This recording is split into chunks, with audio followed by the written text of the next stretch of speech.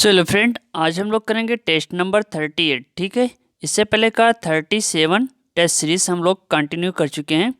जो भी हमारे नए व्यूअर्स हैं उनके लिए हमने प्लेलिस्ट बना दी है और डिस्क्रिप्शन बॉक्स में नीचे लिंक है, वहाँ पे जाएंगे और वीडियो को पूरा वॉच करिएगा। ठीक है, तो चलिए देखते हैं आज का पहला क्वेश्चन, साथ में आप भी सॉल्व करते रहिए। ओके, सो फर्स्ट क्वेश्चन है, इल्तुतमिश के शासनकाल में सेना के संबंध में निम्नलिखित कथनों पर विचार कीजिए। पहला है कि केंद्रीय सेना को हश्मे अतरफ कहते थे। ठीक है, दूसरा है सुल्तान की व्यक्तिगत सेना सवारे कल्ब कहलाती थी। तो देखिए यहाँ पे राइट ऑप्शन होगा ऑप्शन डी, ना तो पहला और ना ही दूसरा। देखिए इल्तुतमिश के काल में केंद्रीय सेना को हश्मे कल्ब या कल्बे सुल्तानी, जबकि सुल्तान के व्यक्तिगत सेना को शम्मी घुड़सवार कहते थे। शाही घुड़सवार को सवारे कल्ब कहते थे। ठीक है, चलिए अगला प्रश्न है, सूची 1 तथा सूची 2 को सुमेलित कीजिए। ठीक है, अब यहाँ पे राइट ऑप्शन होगा ऑप्शन सी। ठीक है, यहाँ पे देखिए उस्र मतलब क्या है, मुसलमानों पर भूमि कर, खराज गैर मुसलमानों पर भूमि कर, खुम्स लूट व गड़े खजानों पर टैक्स लगाते थे, ज़कात मुसलमानों पर धार्मिक कर। ठीक है, चलिए अगला क्वेश्चन है, मिल्क के संबंध में निम्नलिखित कथनों पर विचार कीजिए तथा कोड की सहायता से सही विकल्प की पहचान कीजिए। पहला, यह विद्वानों को तथा धार्मिक कार्यों के लिए प्रदान की जाने वाली भूमि थी। दूसरा, ये वंशानुगत नहीं थी। तो इसका राइट ऑप्शन होगा ऑप्शन ए। देखिए मिल्क विद्वानों को तथा धार्मिक कार्यों के लिए प्रदान की जाने वाली भूमि थी, ये वंशानुगत होती थी। ठीक है, चलिए अगला प्रश्न है, निम्नलिखित वंशों की सही क्रम में व्यवस्थित कीजिए। पहला है संगम वंश, दूसरा सालू वंश, तीसरा अरावेणु वंश और चौथा तुलु वंश। ठीक है, तो यहाँ पे राइट ऑप्शन होगा ऑप्शन बी। देखिए विजयनगर साम्राज्य के अंतर्गत आने वाले प्रमुख 4 वंशों का जो क्रम है वो आपका है संगम वंश, सालू वंश, तुलु वंश तथा अरावेणु वंश। ओके, चलिए अगला क्वेश्चन है, तालीकोटा का युद्ध 1565 ईस्वी में लड़ा गया। इस दौरान विजयनगर साम्राज्य का शासक निम्नलिखित में से कौन था? तो राइट ऑप्शन होगा ऑप्शन सी, सदाशिवराव। देखिए तालीकोटा अथवा राजसी तंगड़ी का युद्ध 1565 ईस्वी में हुआ था।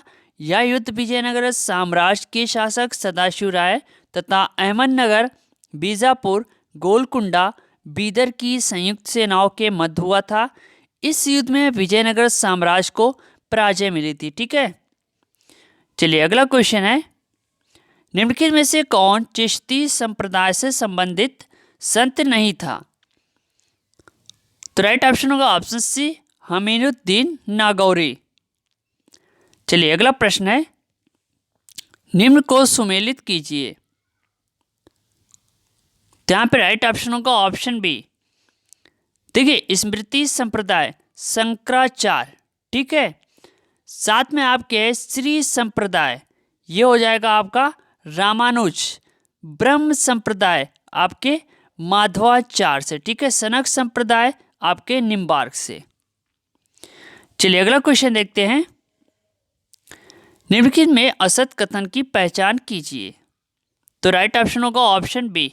ठीक है, सिखों हेतु अलग विवाह पद्धति लवन की शुरुआत गुरु गोविंद ने किया था। देखिए सिखों हेतु अलग विवाह पद्धति लवन की शुरुआत गुरु अमरदास ने किया था। ठीक है, गुरु गोविंद सिंह ने नहीं, गुरु अमरदास ने। ओके, चलिए अगला क्वेश्चन है, निम्नलिखित मराठा पेशवाओं को सही क्रम में व्यवस्थित कीजिए। तो राइट ऑप्शन होगा ऑप्शन सी, यानी मराठा पेशवाओं का सही क्रम जो है आपके बालाजी विश्वनाथ, बाजीराव प्रथम, बालाजी बाजीराव, माधवराव प्रथम, माधवराव नारायण तथा बाजीराव द्वितीय। अगला क्वेश्चन है, WHO द्वारा कोरोना वायरस के 2 वेरिएंट तथा B1 का क्या नाम रखा गया है? तो यहाँ पे राइट ऑप्शन है ऑप्शन ए, कप्पा और डेल्टा। चलिए अगला क्वेश्चन है, निम्नलिखित में से किस पेशवा के काल में पेशवा के पद को वंशानुगत बना दिया गया? ठीक है, तो राइट ऑप्शन होगा ऑप्शन ए, बालाजी बाजीराव। देखिए बालाजी बाजीराव के काल से पेशवा के पद को वंशानुगत बना दिया गया था। ठीक है, ये ध्यान दीजिएगा। चलिए अगला प्रश्न है, निम्नलिखित शासकों को सही क्रम में व्यवस्थित कीजिए। पहला है सआदत खां बुरहान मुल्क, दूसरा सआदत खां, तीसरा सफदरजंग और चौथा है वाजिद अली शाह। तो यहाँ पे राइट ऑप्शन होगा ऑप्शन डी। देखिए अवध के नवाबों का जो सही क्रम, आप सआदत खां बुरहान मुल्क, सफदरजंग, शुजाउद्दौला, सआदत खां तथा वाजिद अली शाह।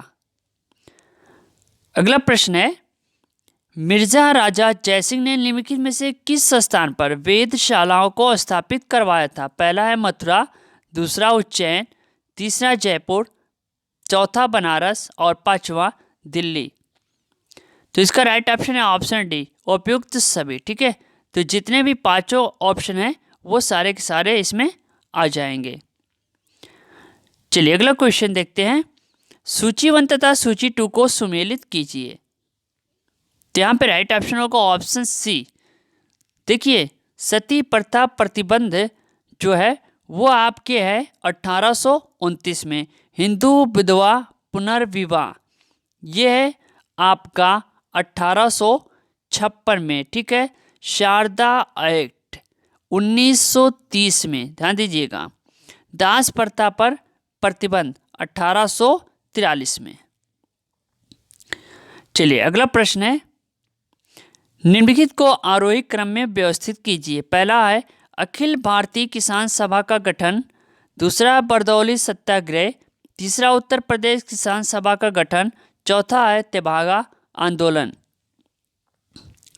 तो देखिए यहाँ पे राइट ऑप्शन होगा ऑप्शन सी।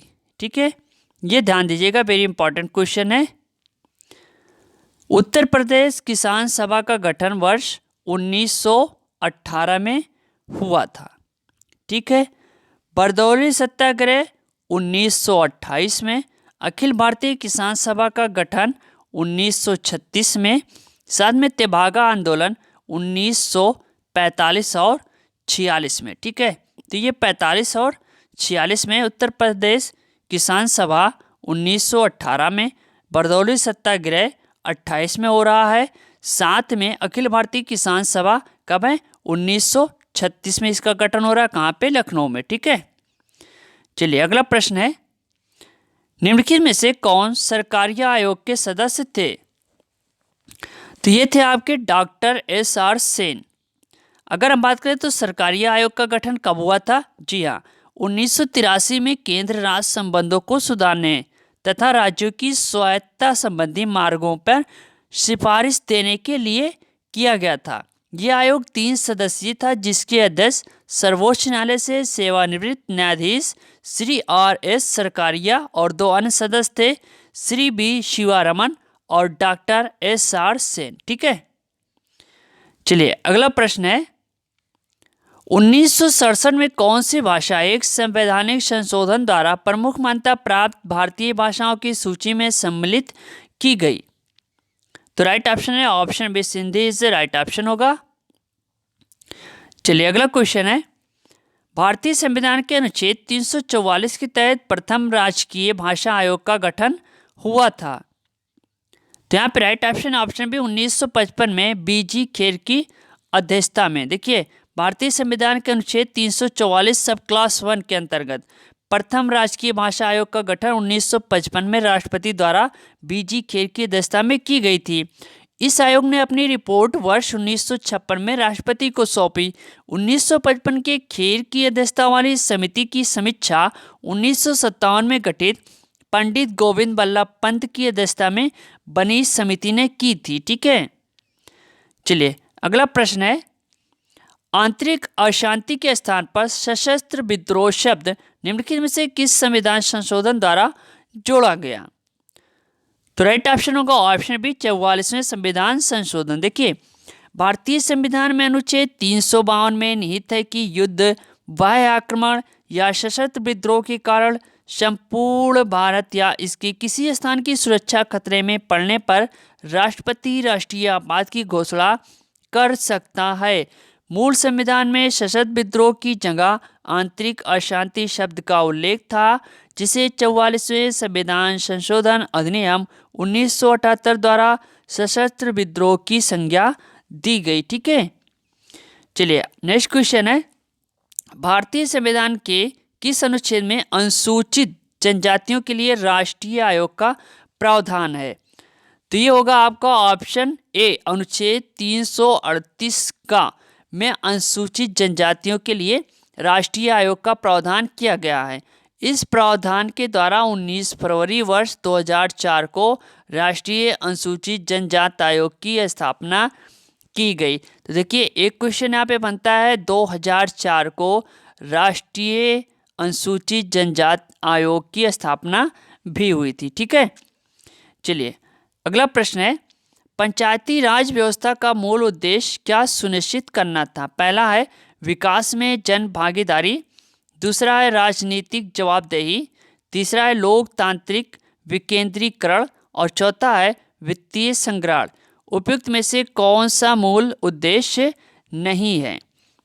तो यहाँ पे राइट ऑप्शन होगा ऑप्शन सी, पहला और तीसरा। देखिए पंचायती राज व्यवस्था का मूल उद्देश्य विकास में जन भागीदारी को बढ़ाना, जिससे राजनीतिक शक्ति का विस्तार आम आदमी तक पहुँचे, तथा लोकतांत्रिक विकेंद्रीकरण अर्थात स्थानीय स्वशासन में विकेंद्रीकृत शासन व्यवस्था तथा सहभागिता मूलक लोकतंत्र स्थापित हो सके। ठीक है, चलिए अगला प्रश्न है, भारत के संविधान के 9वें भाग के अधीन पंचायती राज व्यवस्था किन राज्यों में लागू नहीं है? तो यहाँ पर राइट ऑप्शन है सी, नागालैंड, मेघालय तथा Mizoram is a right option होगा।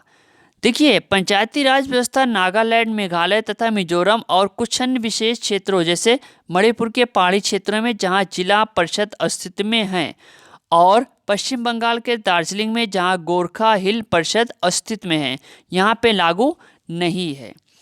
तो ये थी टेस्ट सीरीज नंबर 38। ठीक है, इससे पहले हम 37 टेस्ट सीरीज हम आप तक पहुँचा चुके हैं। देखिए क्वेश्चन का लेवल जो है काफ़ी हाई होगा, जैसे कि हमने प्रैक्टिस सेट में दिया। ठीक है, पैटर्न बदल गया है, पूछने का तरीका बदल गया है। तो मिलते हैं हम नेक्स्ट वीडियो के साथ। थैंक यू, धन्यवाद, जय हिंद, जय भारत।